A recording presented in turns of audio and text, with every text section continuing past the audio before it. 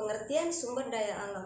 Sumber daya alam biasa disingkat SDA adalah segala sesuatu yang berasal dari alam yang dapat digunakan untuk memenuhi kebutuhan hidup manusia.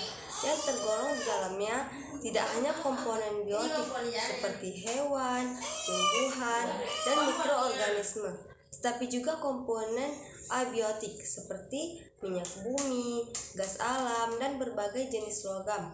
Ada air dan tanah.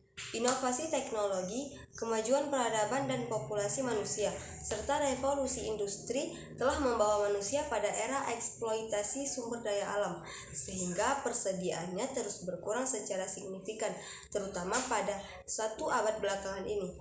Tahukah kalian bahwa sumber daya alam di Indonesia ini sangatlah kaya, mulai dari hutan, laut, minyak bumi, gas, batu bara, hingga emas yang tersebar di berbagai provinsi yang ada, mulai dari Sumatera hingga Papua.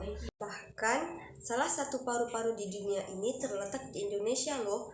Nah, lebih tepatnya di Pulau Kalimantan. Kekayaan alam berupa hutan tersebut membuat Indonesia menjadi penyumbang oksigen terbesar kedua di dunia. Nah, tahukah kalian jenis-jenis sumber daya alam itu? Jika belum tahu, saya akan menjelaskan juga. Berdasarkan jenisnya, sumber daya alam ini terbagi menjadi 2, yaitu sumber daya alam berdasarkan sifatnya dan sumber daya alam berdasarkan asalnya. Nah, yang termasuk sumber daya alam berdasarkan sifatnya yaitu sumber daya alam yang dapat diperbaharui dan sumber daya alam yang tidak dapat diperbaharui. Beberapa contoh dari sumber daya alam yang tidak dapat diperbaharui yaitu seperti gas alam, minyak bumi, emas, timah, tembaga, batu bara, dan besi. Sumber daya alam berdasarkan asalnya dibagi menjadi 2 jenis, yaitu sumber daya alam hayati dan sumber daya alam non-hayati.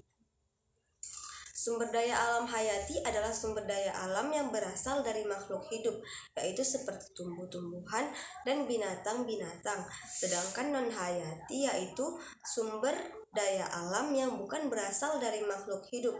Contohnya seperti air, matahari, tambang, dan juga emas.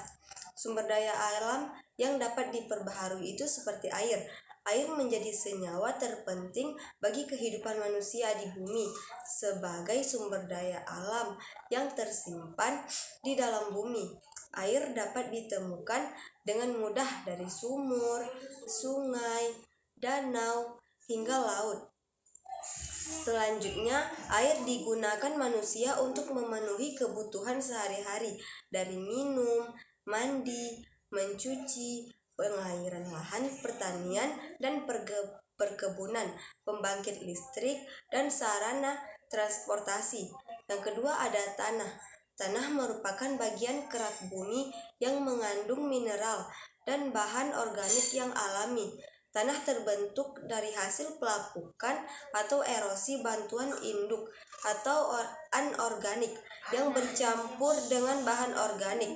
Tanah memiliki peran sangat vital bagi kehidupan umat manusia dikarenakan berfungsi sebagai penyokong tumbuhan. Yang ketiga ada udara. Selain air dan tanah, udara merupakan salah satu senyawa terpenting dalam keberlangsungan kehidupan manusia. Udara memiliki peran penting karena kandungannya adalah campuran dari berbagai macam gas yang tidak berwarna, tidak berbau, dan tidak ada rasanya. Kehadiran udara hanya tampak dari benda yang digerakkan oleh udara. Udara memiliki sifat yang tidak terbatas, di mana udara selalu mencari dan memenuhi ruang.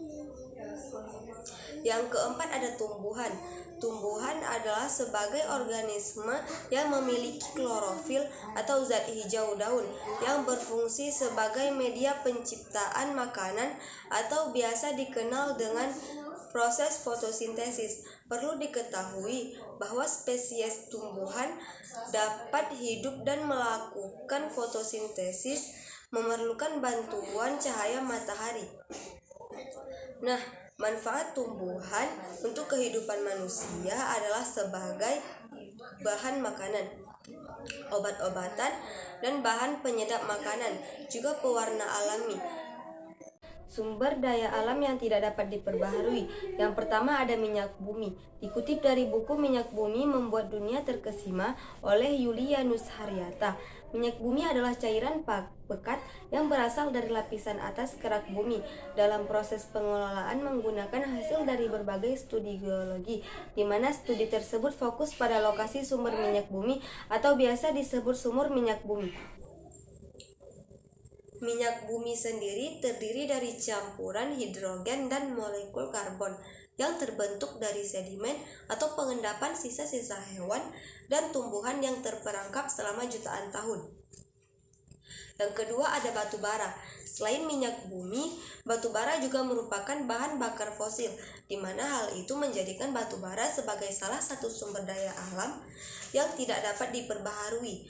Batu bara merupakan sedimen organik bahan bakar hidrokarbon padat yang terbentuk dari proses pembusukan tumbuhan-tumbuhan secara biokimia. Kimia dan fisika dalam kondisi bebas oksigen. Proses pembusukan tumbuhan-tumbuhan itu berlangsung pada tekanan serta temperatur tertentu dalam kurun waktu yang sangat lama.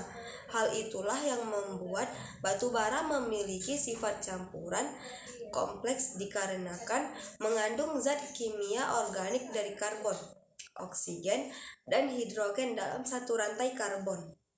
Yang ketiga ada emas. Emas memiliki sejarah yang sangat panjang dalam sejarah umat manusia.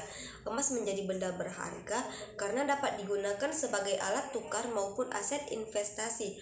Sama seperti minyak bumi dan batu bara, emas juga berasal dari dalam kerak bumi.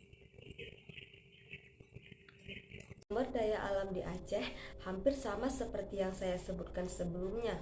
Namun, di Aceh memiliki tumbuhan kakao atau coklat, kelapa sawit, karet, kopi, dan minyak nilam yang sudah mendunia. Aceh juga penghasil emas, perak, gas alam, minyak bumi, dan batu bara.